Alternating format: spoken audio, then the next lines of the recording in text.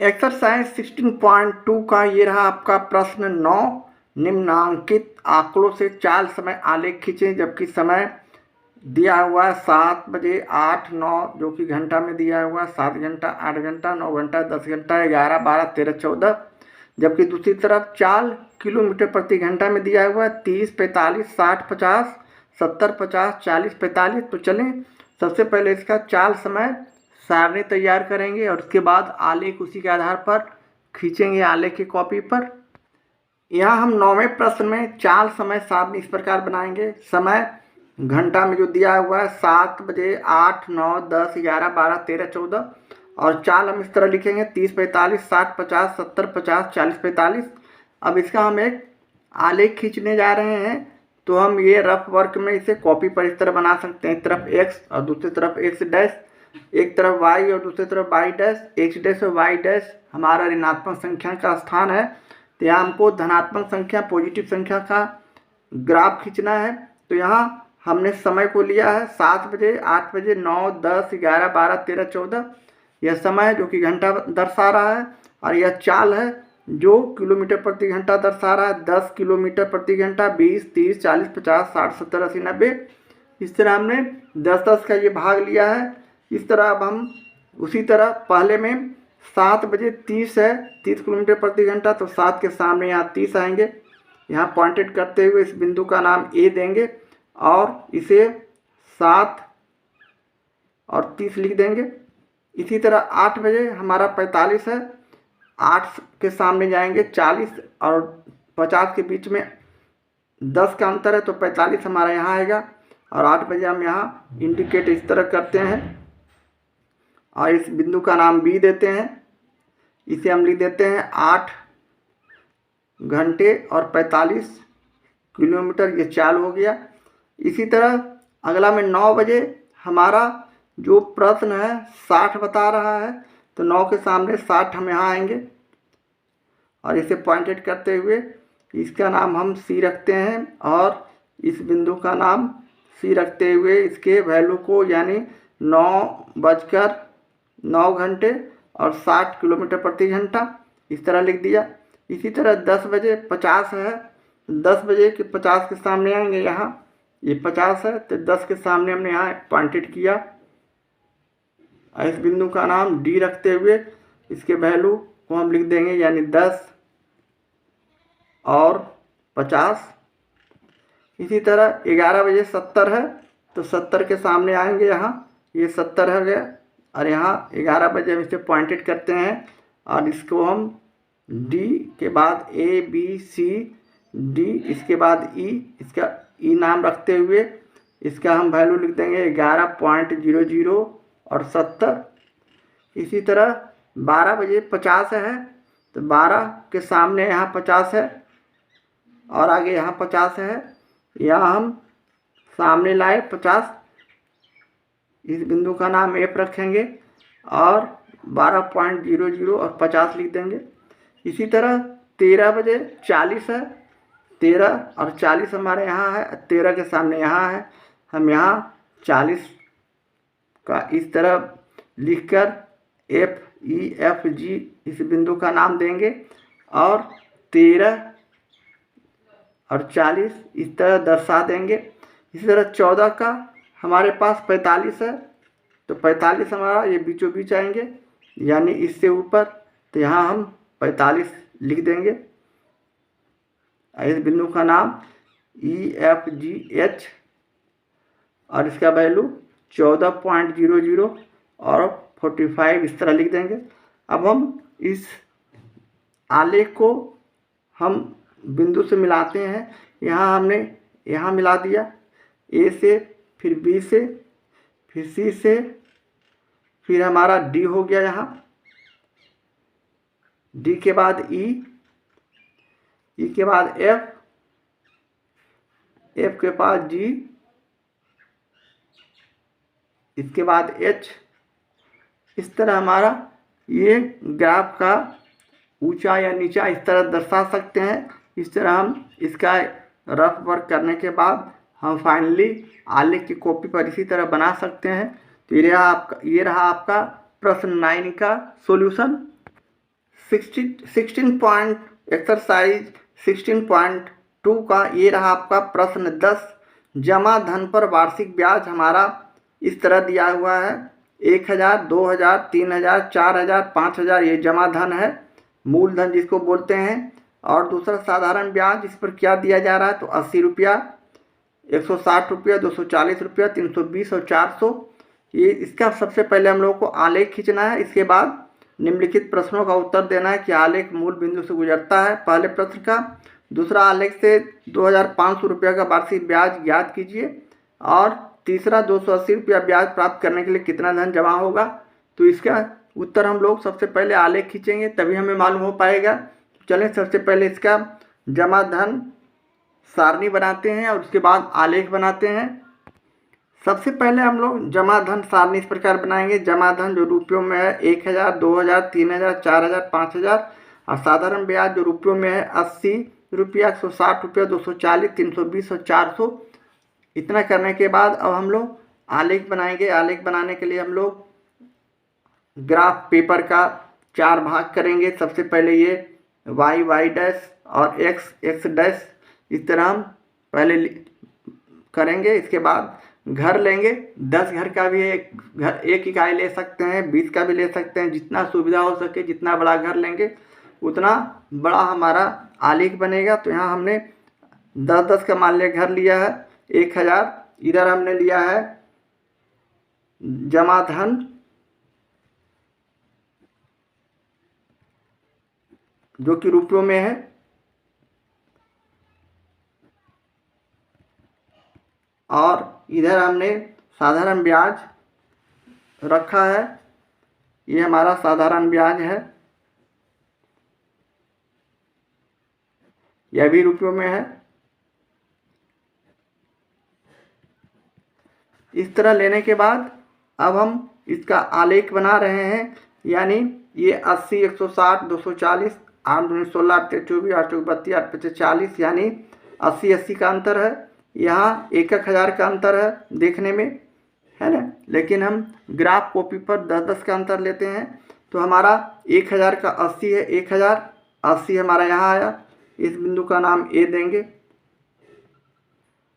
और 1000 और 80 लिखेंगे, ये ए है। इसी तरह 2000 का 160, 2000 हमारा यहाँ आएंगे 160 के सामने, ये 160 है। इसका बी बिंदु नाम देते हुए 2160 करेंगे। इसी तरह सी बिंदु यानी 3000 का 240, 3000 का 240 हमारा यहाँ आएगा और इधर आएंगे 3000। ये हो गया सी बिंदु। और 3000 और 240 हम यहाँ लिख देंगे। इसी तरह 4000 का 320, 4000 के सामने यहाँ आएंगे, 320 हमारा इसके सामने है। और इस तरह पॉइंटेड करते हुए इसे भी हम बिंदु डी लिखेंगे और 4000 और 320 इसे हम लिख देंगे। इसी तरह 5000 का 400, तो 5000 यहाँ और ये सामने 400, तो 5000 हम यहाँ लिखते हैं और इसका बिंदु दर्शा देंगे ई। और 5000 और 400 इस तरह हम इसे लिख देंगे। अब हम इसको स्केल से मिला देंगे सीधे, ए बी सी डी जो भी हमारा पॉइंट मिला है सबको मिला देते हैं। और इसके बाद हम जो प्रश्न में दिए गए हैं, प्रश्न जो दिए गए हैं इसके आधार पर इसका आंसर लिखेंगे। जैसे पहले प्रश्न में पूछा जा रहा है कि क्या आलेख मूल बिंदु से गुजरता है, तो मूल बिंदु यहाँ है, इससे आलेख गुजर रहा है। तो इसका उत्तर हम लिख देंगे हाँ, आलेख मूल बिंदु से गुजरता है। तो हमें सिर्फ लिखना है पहले प्रश्न में हाँ आलेख। तो हम यहाँ पहले प्रश्न का सॉल्यूशन यहाँ लिख दे रहे हैं।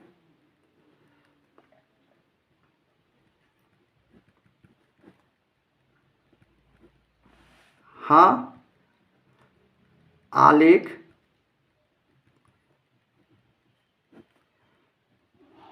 मूल बिंदु से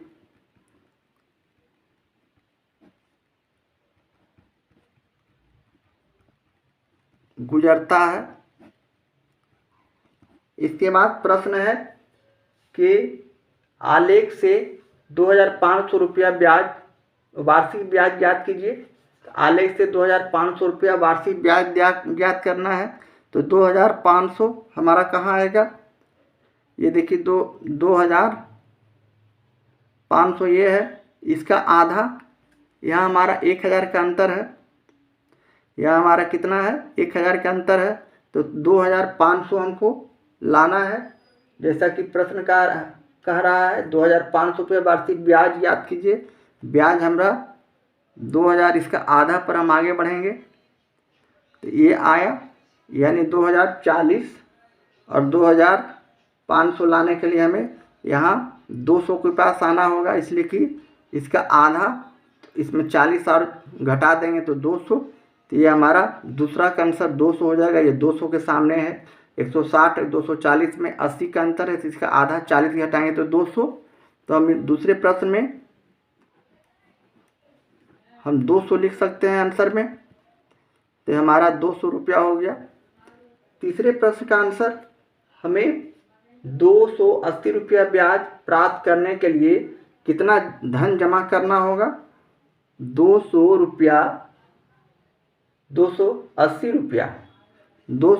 रुपया हमको जमा करना है। देखिए 240 और 320 में 80 का अंतर है, तो इसका आधा यानी 40 में और जोड़ देंगे तो 80 हो जाएगा। तो 280 रुपया ब्याज प्राप्त करने के लिए कितना धन जमा करना होगा, तो कितना धन जमा करना होगा, इसके सामने आए, यहाँ आए, यहाँ आने के बाद हमारा देखिए ये आ गया ग्राफ यहाँ, यानी 3000 में हम यहाँ से यहाँ 1000 का अंतर है, तो 500 हो बढ़ गया 3500। तो हम तीसरा में आंसर में 3500 रुपया आंसर में लिख सकते हैं। इस तरह ये सारे हमारे जो आ गए आंसर हो गए, और इस तरह प्रश्न का हमारा सॉल्यूशन भी हो चुका है 10वें प्रश्न का। एक्सरसाइज 16.2 का प्रश्न 11, एक वर्ष तक के मियादी जमा पर विभिन्न वर्षों में बैंक के परिवर्तित ब्याज दर को निम्नांकित सारणी में दिया गया है। इन आंकड़ों के लिए आलेख खींचें। जैसा कि यहाँ वर्ष दिया हुआ है 93, 94, 95, 96, 97, 98, 99 और 2000, और ब्याज दर हमारा 13%, 12.5% और 12%, 12%, 11%, एक तरफ ब्याज दर और दूसरी तरफ वर्ष। तो चलें सबसे पहले इसका हम लोग सारणी बनाते हैं, वर्ष ब्याज दर सारणी, और इसके बाद आलेख खींचेंगे। हम लोग यहाँ वर्ष ब्याज दर सारणी सबसे पहले इस तरह बना लेंगे, यानी एक तरफ वर्ष 1993, 1994, 1995, 1996, 97, 98, 99 और 2000, जबकि ब्याज दर दूसरे श्रेणी में रखते हुए इस तरह 13%, 12.5%, 12%, 12%, 11, 10, 10, 10, 9%, इस तरह वर्ष ब्याज दर सारणी पहले बनाते हैं। इसके बाद आलेख के लिए हम आलेख पेपर को 4 भागों में बांटते हैं, एक तरफ x और एक तरफ x डैश और दूसरी तरफ y और दूसरी तरफ y डैश। यहाँ हम लोग x1 और y1 को ऋणात्मक संख्या को लेते हैं, जबकि हमारे पास सभी धनात्मक संख्या हैं। तो हम यहाँ इधर वर्ष लिए हैं, ये हमारा वर्ष है, और जबकि y और y डैश की तरफ हमारा ब्याज दर है। तो हम यहाँ ब्याज दर दिखा देंगे कि इधर ब्याज दर लिया गया है, लिख देंगे। इस तरह लिखने के बाद, जो कि प्रतिशत में है, इस तरह लिखने के बाद अब हम इसका आलेख खींचने का कोशिश करेंगे। यानी 1993 में 13% की वृद्धि होती है, तो 1993 के पास हम लोग यहाँ 13 लाए, और यहाँ हम लोग पॉइंटेड करते हुए ए लिखेंगे और इसे हम दर्शा देंगे 1993 13। इस तरह लिख देने के बाद 1994 का लिखेंगे, 1994 12.5, तो 1994 के सामने आएंगे, और 12 के बाद ये आधा, 12 के बाद 13, इतना 5 यहाँ होगा। तो हम लोग यहाँ पॉइंटेड करते हैं और इस बिंदु का नाम, और आगे चलते हैं। यहाँ आधा आधी पर ग्राफ की कॉपी पर लाइनिंग रहता है, इसलिए हम वहाँ से आसानी से बना सकते हैं। यहाँ बिंदु देंगे और बी लिखते हुए इसका हम वैल्यू लिखेंगे 1994 और 12.5 इसी तरह 1995 का हमारा 12% है, तो 1995 में हम लोग 12% लाते हैं, तो यहाँ आता है 12%, 12 के सामने इस बिंदु का नाम सी देते हुए 1995 और 12 जो कि प्रतिशत में है। इसी तरह 1996 का हमारे पास 12% है, तो 1996 का भी हम लोग 12% इसके सामने आके लिखते हैं। तो यहाँ हमने जगह नहीं रहने से हम यहीं पर इंडिकेट कर देते हैं इसे, और इस बिंदु का नाम देंगे सी के बाद डी जो कि 1996 है और 12% है। इसी तरह 1997 का 11% है, तो 1997 के सामने 11 के सामने यहाँ आएंगे, ये 11 है, इसका हम value A B C D के बाद ई रखते हैं और इसका मान रखते हैं 1997 और 11%। इसी तरह 1998 में 10%, तो 1998 के बाद 10 हमारा यहाँ आता है, यहाँ हम पॉइंटेड करेंगे और इस बिंदु का नाम F देते हुए इसका वैल्यू लिखेंगे 1998 और 10%। इसी तरह 1999 का भी 10% है, तो 1999 के पास आते हुए यहाँ हम पॉइंटेड करेंगे F, इसके बाद G यहाँ देंगे और इस बिंदु का नाम G देने के बाद 1999 और 10% इस तरह लिख देंगे। अब 2000 का 9% है, तो 2009 यहाँ है शुरू वाला संख्या, ये हमारा हो गया, तो हम यहाँ पॉइंटेड करते हुए H लिखते हैं और 2000 और हमारा जो 9% इस तरह लिख दिए। अब हम सारे बिंदु को मिला देंगे। यहाँ से हमने इंच से हमें यहाँ 0 है, यहाँ से हमने इससे इस तरह मिला दिया ए को, उसके बाद बी बिंदु को, इसके बाद सी बिंदु को, इसके बाद डी बिंदु को, इसके बाद ई, इसके बाद एफ, इसके बाद जी, जी हमारे यहाँ है तो हमने यहाँ इसे मिला दिया जी, इसके बाद एच। इस तरह हमारा ग्राफ ऊपर से नीचे स्लोपन में जा रहा है, नीचे आ रहा है, और ये हमारा आलेख बनाने का तरीका होगा। और 11वां का सॉल्यूशन इसी तरह हम करेंगे।